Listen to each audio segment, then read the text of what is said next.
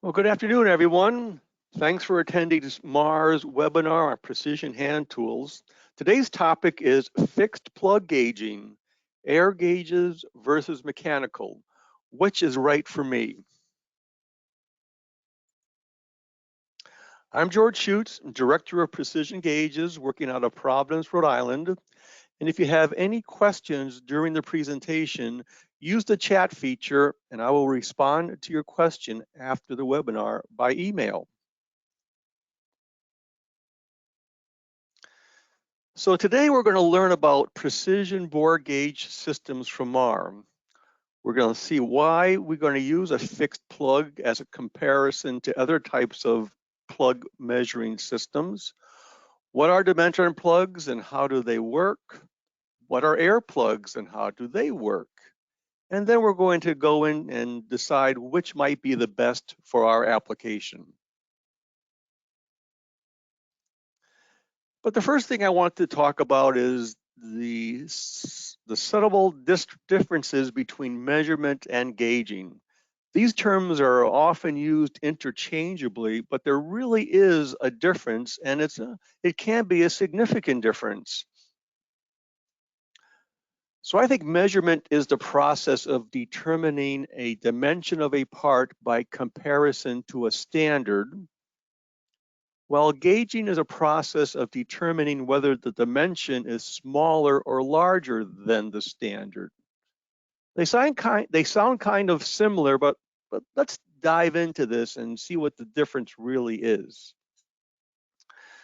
So measuring instruments use an internal scale, and the measurement of the part is compared to that internal scale. So all measuring instruments have the standard built into them.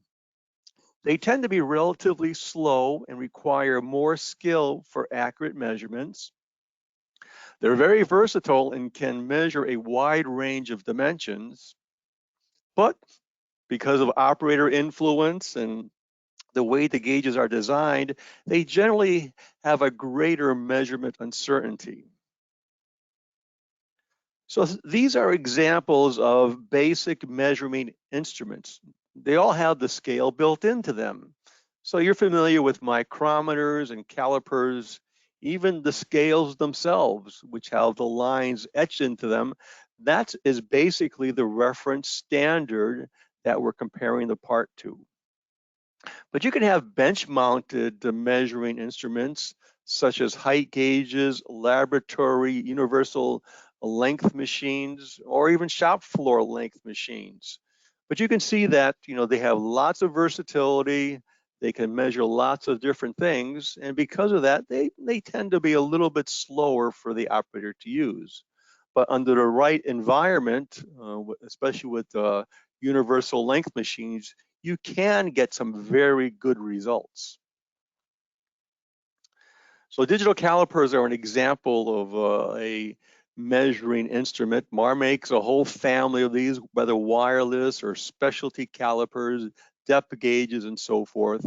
These are measuring instruments, as are micrometers, with their capability of different sizes, different ranges, different features, and so forth. So there's a whole family of different digital micrometers.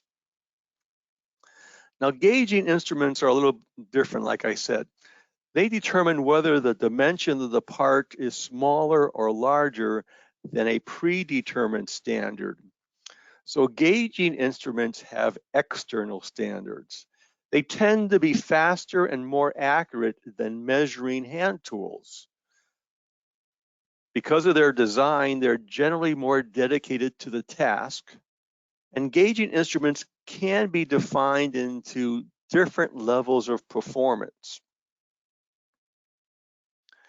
The first level of performance for a gauging is a adjustable variable gauges.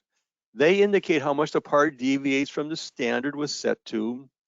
They can be adjusted to measure a specific size, but they have a limited measuring range with a lot of adjustable range.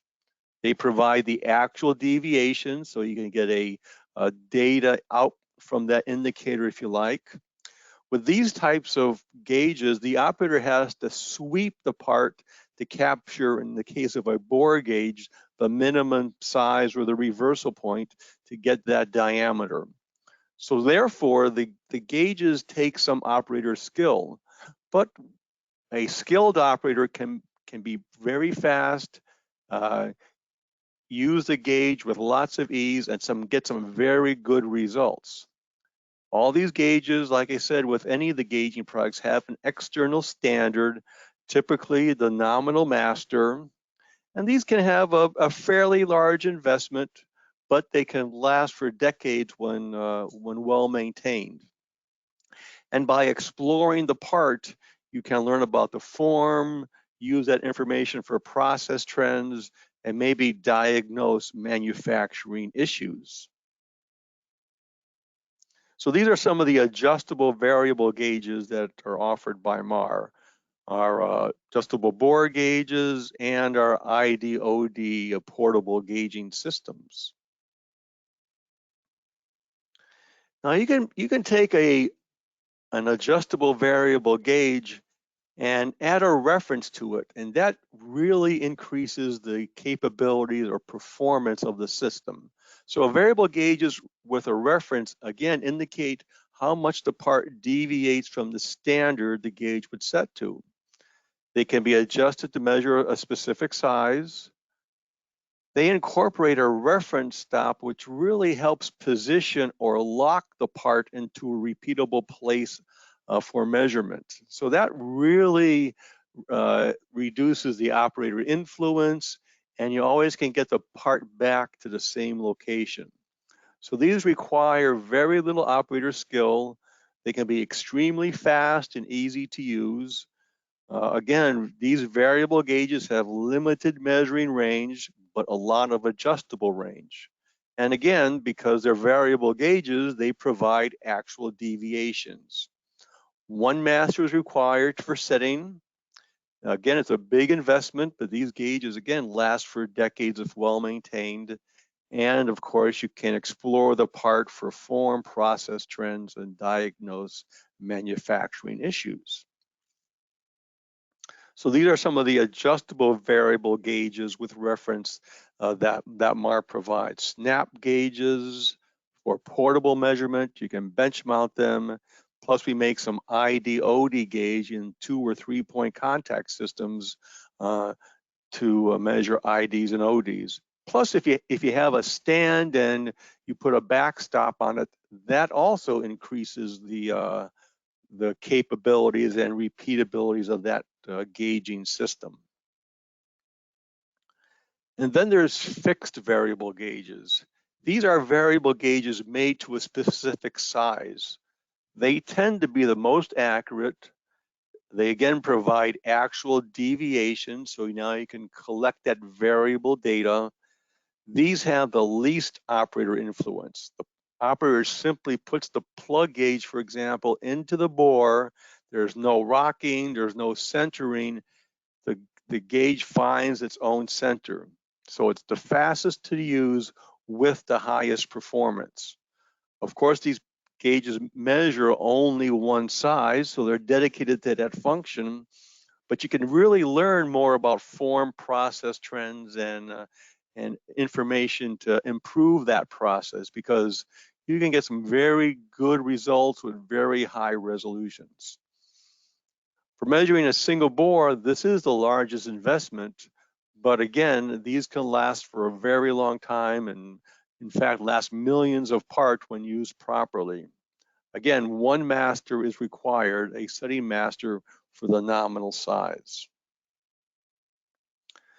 So Mahr offers a number of fixed variable gauges. These are plug gauges, our Dimension plug line, our 844D ID plugs, and air gauging. All these plugs are made specifically to measure a certain size and tolerance.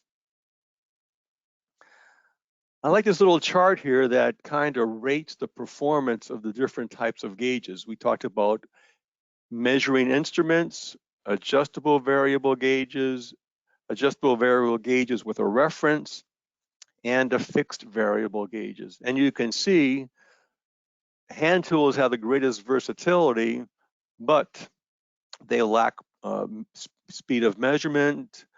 They lack the ability to make good measurements because of the operator skill that's involved. They're a little bit harder to use, and they don't give you as good a performance as the fixed variable gauges. This is the top of the line. This will give you the best measurement, the fastest possible and easiest way of doing it. So once you start talking about fixed plug gauging, you have to realize there's some qualifications for that. You have to have a pretty good tolerance condition. Tight tolerances are meant for fixed plug gauging. You want to know when that part is good or bad, and you want to know that variation so you can do something with that information. Usually these types of gauges are used when there's a high volume of parts because it allows the operator to measure that part as fast as possible with as little influence as possible. But sometimes, fixed plug gauges are used in applications where the volume might be low, but there might be no other way to get the performance that's required. And sometimes these plug gauges can be used in to help find geometric conditions, and we'll talk about some of those because there might be no other way of doing that type of measurement out at the point of manufacture. So we said that we supplied two types of fixed plug gauging, our mechanical plugs and air gauging. And if you compare them, there's different qualifications for each one of them. And now let's take a look at the differences and the different applications for a mechanical fixed plug gauge or an air fixed plug gauge. So with mechanical plug gauges, we say that we want a tight tolerance. So tight tolerances are plus or minus 0.010 of an inch or so. High volume of parts, little operator skill, all the features of a fixed plug gauge. These can get some pretty good accuracies, 10 microinches. We're going to know the variation. Because there's mechanical transfers in the way these gauges work, they have to be used in a fairly clean environment. Most of these plugs have a flow-through type of operation, so you can clean them out. But the mechanics and dirt just don't mix sometimes, and we have to make a consideration for that. They can be used in a shop environment. They're very low cost to operate. The nice thing about mechanical fixed plug gauging is that they're very portable. There's no air supply or cables or anything like that to get a good measurement. So a person can carry this around, put it into the machine tool, make the measurement, and they use this truly at the point of manufacture. You can get some limited versatility for geometric measurement. By that I mean you can explore the part for a ovality condition or potentially a straight or straightness taper type of condition. So you can get some information about the form of the part. And overall, these cost probably a little bit less than air gauging. So like I said, we make our Dimentron plug lines here in Providence. They're very, very rugged. They have a standardized zero reference, which means that you can take any plug, exchange it with the handle or the display. The zero is set to within a certain tolerance. They're fully interchangeable, and you have to make any adjustments when interchanging plugs. These types of plugs are repairable, and there's lots of opportunities for making specials of these Dimentron plugs. We also offer our 844D plug system. This is a plug made in Germany. It can be repaired. There are options for doing a zero reference. They are very rugged. There are some specials, and these offer some different types of application support. So both lines are fixed plug gauging, and there are just some slight differences between them, which can be considered when trying to measure a precision bore. they have very similar measuring and specifications, size ranges, etc. So when you're considering a fixed plug gauge, a mechanical one, you should know how they work, what the sizes are offered, the actual measuring range of the specific plugs, how to match the part tolerance to the plug range, what are the standard configurations, the different displays that can work with them, and any other tools, that information that might help you select the right plug. Well, Mahr has a very good technical support team in Providence. So if you have applications for mechanical fixed plug gauges, you can contact us with the diameter, the tolerances, the application needs, and we can make the best recommendation for that application. Is selecting that fixed plug mechanical gauge black magic? Well, not really. Applying a Dimetron or the 844 is no different than selecting an adjustable bore gauge, an air gauge, or a snap gauge. You have to know what the size is, what the tolerance is, and where that measurement is.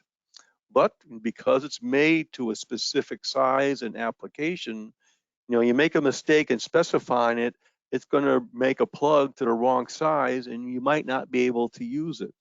So it's very critical to ensure that the size and tolerances are specified correctly for a fixed mechanical plug gauge.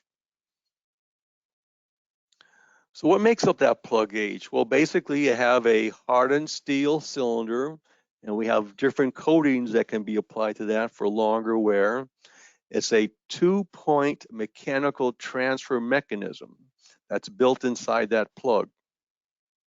Then you have an adapter, which is the connection between the plug and the readout system. And then you need some type of display that relates the transfer motion to a diameter. So that can be a dial indicator, a digital indicator, a bench amplifier like our C1200, for example. And then you need a setting master. So those 5 points or 4 points make up a complete measuring system. So basically what's inside a mechanical plug is a number of contact points, 2 contact points on either a spring or a flexure that when compressed by the bore diameter pushes the V-rod back out of the plug, and then we have a display unit measuring that variation. So you can see as I go back and forth here, the V-rod is pushed back and the measuring instrument records and looks at that value. So it's a very simple concept, but it provides a 1-to-1 ratio of the V-rod to the movement. So there's no compensation needed for display using the plug gauge systems. And because it's a 2-point measuring system, kind of a differential measuring system, the body or the plug can be, with it, even with its small clearance, you can move it slightly.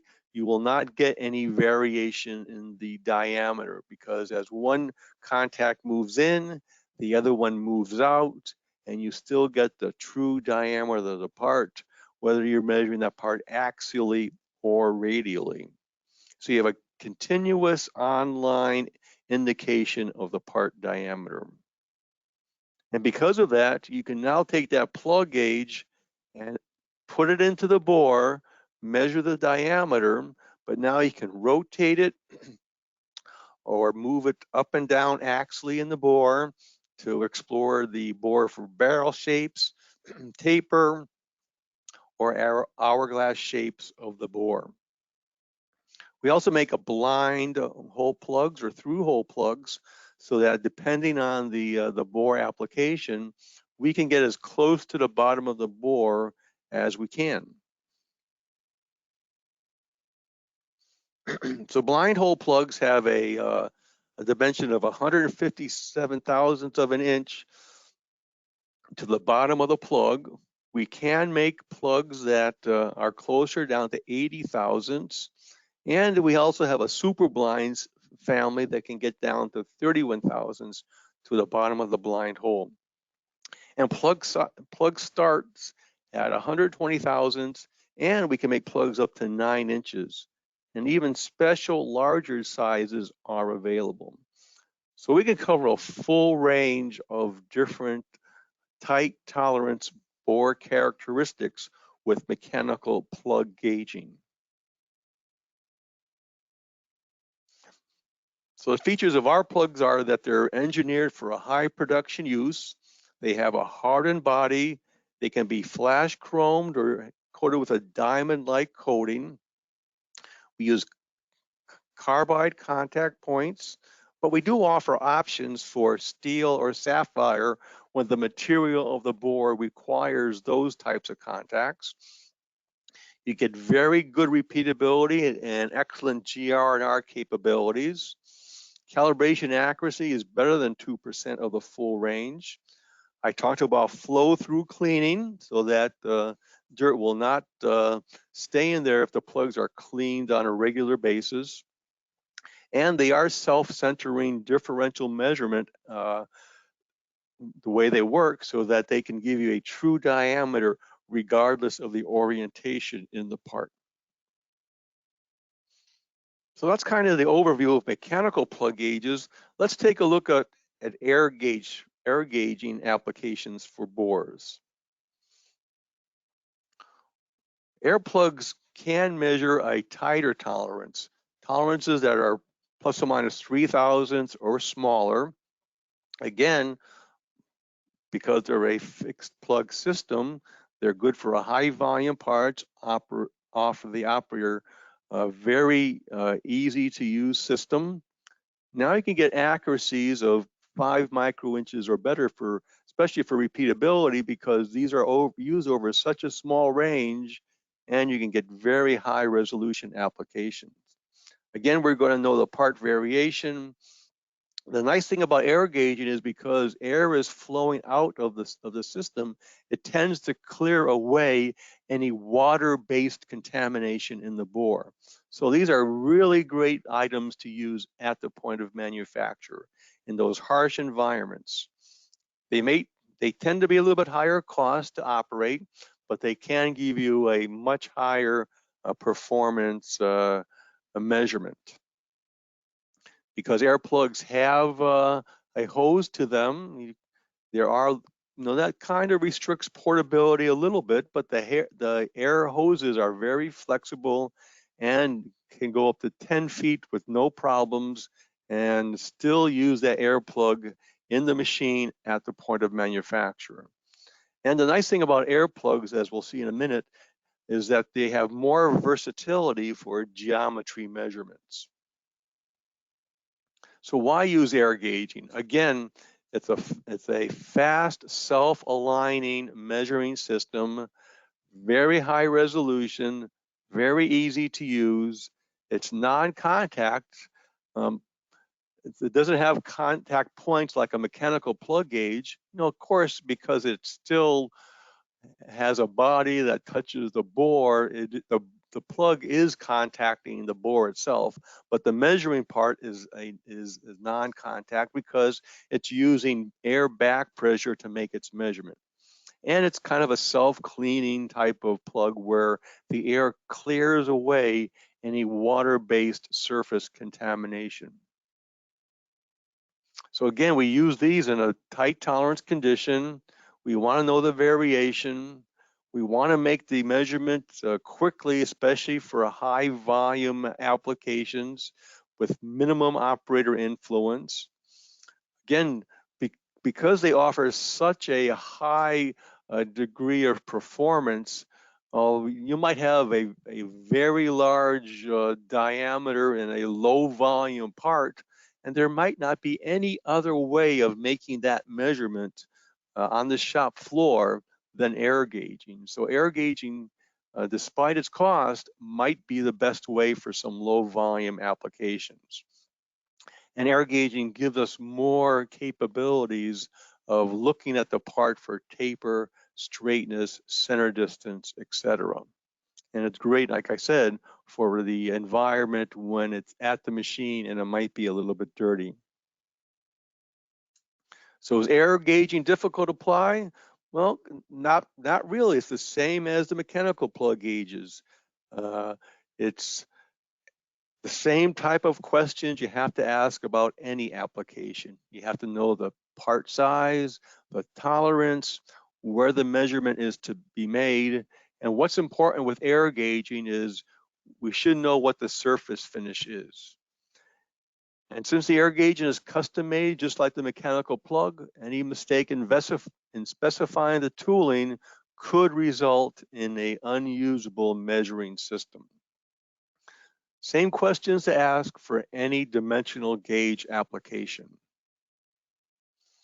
Now, how does air gauge work? Well, it works on the idea of back pressure. So, just like you might hold a garden hose against the wall and you close the distance and the water is going to spray off until it's finally shut off. Well, something's happening to that water pressure that's in the hose. It increases as the distance decreases. So water and air act very similar, and you can do the same thing with an air gauging system. If you plot out airflow or the pressure in the hose, you get two opposite pressure or distance curves, or a flow distance curve. So you can see on the pressure side here, as the distance between the jet or the nozzle decreases, the pressure increases. And as the spacing increases, the pressure decreases. So if you can control the pressure, the jetting, hole dimensions, you can create a very straight linear part of this curve. And that's what we use to determine diameter by air pressure. And this is the basis for all Mahr air gauge systems. When we can control the air pressure, the manufacturer and position of the air jet, the manufacturer of the air plug, and calibrate and zero location of pneumatic zero, we can get very repeatable and accurate results. And these results can be used as the means for displaying a dimensional measurement. And this is the basis for all of our air gauge systems. They're all made to a common standard, interchangeable, just like our mechanical plugs. So the air plug is nothing more than a hardened steel cylinder with passages for opposed jets. So these are examples of two jet air plug systems. The air passes through the probe and comes out of the jets. The proximity of the part throttles the airflow, resulting in the pressure changes back towards the instrument. And the air gauge instrument measures that back pressure and displays the part size. Again, if we can control all the characteristics of the plug, we can provide a very accurate measuring system. And it really all comes down to the air jet itself. The pressure distance curve is dependent on the jet which the air flows through. And the air tool basically is a steel cylinder that holds those air jets. Again, as the air jet is restricted, we are measuring what is happening to the air in the system. Now you can see that the jets in this air plug on the right here are very small, and that's a very important feature. I think it's probably the greatest feature about air plugs is that the jets themselves, which are really sensors, can be positioned very close together. And I don't think that there's not too many other sensors that can do the same thing at the cost of an air plug. No, so typically you can put jetting as close as 100,000ths of an inch, but sometimes even closer. So now this provides the capability of doing multiple dimensions or geometric checks in a single tool. So here's a couple examples of multi-circuit air plugs doing multiple diameters at different levels. And you try and consider doing this either with, I don't know, mechanical transfers or probes or something like that. It'd be nearly impossible to do something like this, again, out on the shop floor and get good results. So with an air gauge system, you have kind of the same types of components. You have the air tool, a handle, and a hose. You have a readout, and you have a master. So with these three parts, you can create an air gauge system that's fast, easy to use, highly accurate. You get some good resolution, it's non-contact, and it's great for in the shop environment. And again, air plugs are very similar to mechanical bore gauges. They allow us to explore the part for size, ovality, barrel, taper, and hourglass. But because of their higher resolution, we can measure tighter diameters and control those form errors even better. Now, we talked about knowing surface finish as part of the part size and tolerances. Well, surface finish is important with air gauging because, as you can imagine, and we saw that the jets have a certain diameter. And in order to throttle that jet, you have to close off the surface. If that surface is rough, it might have some peaks and valleys to it. And air has to fill those valleys to create the back pressure. So what's kind of happening there is that the zero for that point of the back pressure might be below the peaks of the surface. Now you think of a mechanical plug gauge, for example. A mechanical plug gauge is going to ride along the peaks or the high points of that surface. So if you have a mechanical plug gauge riding on the peaks and an air gauge that has a very rough surface reading something below those peaks, you could get a discrepancy between those two types of measuring solutions. So it's very important if you have a very tight tolerance to know and understand the surface finish of the part. You know, for most general applications, surface finish should be, say, something in the area of 40 RA or less in inches, and that will tend to give us the anything better than that will tend to give us the best results. Now you can get different types of air plugs. You know, we talked same concept here about through bore air plugs, blind and super blind. We can make longer air plugs that could be relieved or non-relieved. We can put stop collars on air plugs. And then you can talk about the number of jets that are built into the plug. The most common use is to have a 2-jet system, and this is typical for measuring IDs and ODs. A 3-jet plug will help identify odd number of lobes for form error. We'll take a look at that in a minute. We can also make jets with 4 or 6 jets that can give us average diameter or the average of a 2 and 3 lobe condition.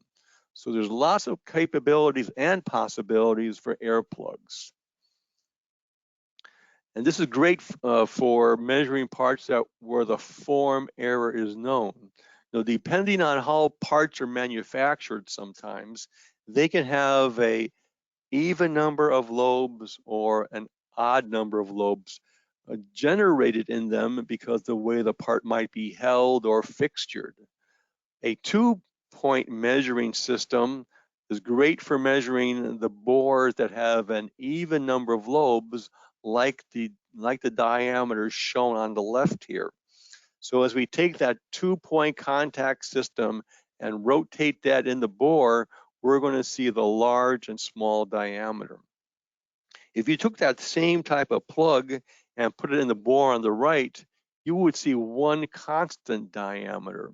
So a 2-point measuring system is not the right way to make a measurement on a bore that has an odd number of lobes like this one has with its 3-lobe condition.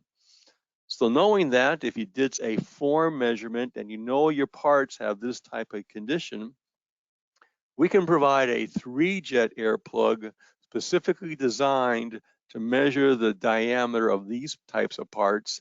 And this really ensures better fit or better match of IDs and ODs when doing an assembly of a number of parts.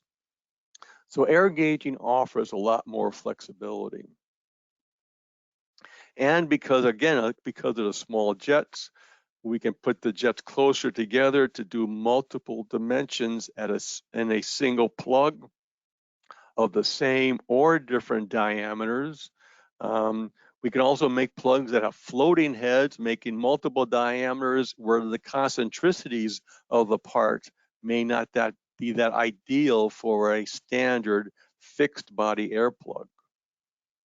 So we have thousands of different air gauge applications, multiple diameters, multiple sizes, multiple jets, and tapers are another great application for air gauging, whether it be a machine tool taper or an orthopedic taper, where we can measure 2 diameters at a known distance and we can provide taper angle. So some of these medical tapers are very small, and again, because the jets can get so close in such a small diameter, there's no other way to measure these parts and get such good, fast results.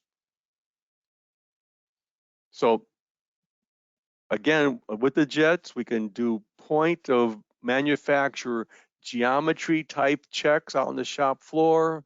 If the blueprints are called for a roundness or straightness or parallelism, you might be able to do these types of measurements with air gauging at the point of manufacture. Just like mechanical plug gauges, there's different types of readouts available. Our microdimensionaire is similar to a digital indicator. We have analog and column gauges, even PCs and bench amplifiers, all made to provide the right display options with the right resolution for the application. So why Mahr for your air gauging needs? Well, again, we have thousands of tool designs over the years. We have the application people and know-how to help provide the right tool for your application. We build the accuracy into our plugs because we set everything to a known internal standard, so everything is interchangeable and is calibrated, ready to go to make your measurements. And of course, we know accuracy since we not only make the gauging, we make the masters, and we can certify and measure all the tooling and masters. So which one is the right method for you? Is it a mechanical plug gauge or an air plug gauge? Well, again, you have to ask the questions. What's the tolerance? What's the application? Where is it being used? What's the environment like? All these questions help select the right tool that makes the most sense for your application. So which one do we use? Again, look at the accuracy, look at the cost, time and throughput, ease of use, cost of maintenance, part cleanliness, mobility, workpiece form and finish. These are questions and factors in selecting the right tool for the application.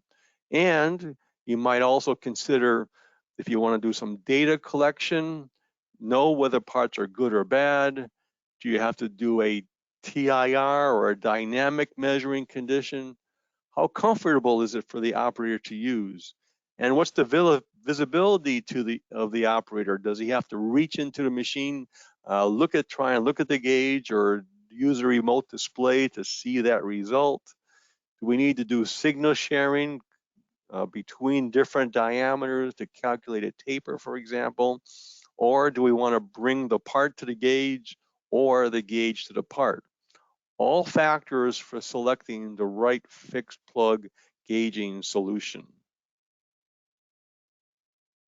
So we've talked about a lot today. There's no true fixed answer or logic to selecting the right one, but there are lots of questions to ask. And I think if you come to Mahr, we can help you answer those questions. So we've discussed the difference between measuring and gauging, the different levels of gauges and their performance. We looked about a little bit about fixed plug gauging and its performance advantages, talked about how a mechanical plug gauge works, its features, the same for air plug gauging and its features, and the factors for choosing and the questions that are needed to be asked to provide the best one for your application. And again, why Mahr? Well, Mahr has a broad product range for industrial metrology. We have the application competence to support you. We have a great wireless hand tool portfolio to help you reach your Industry 4.0 data collection needs. We offer promotions with the best prices that give you the highest value for your gauging requirements. And after this webinar is over, we're going to email you a link to the recording of this webinar. You'll have the ability to read up about the mechanical and air plug gauging. And of course, you can contact anytime for your application needs. So again, thank you for your attention. Thank you for being part of this webinar. If you have any questions and you sent them in, I will respond to you, and you'll soon get a recording of this webinar for future use. So thanks again, and have a great day.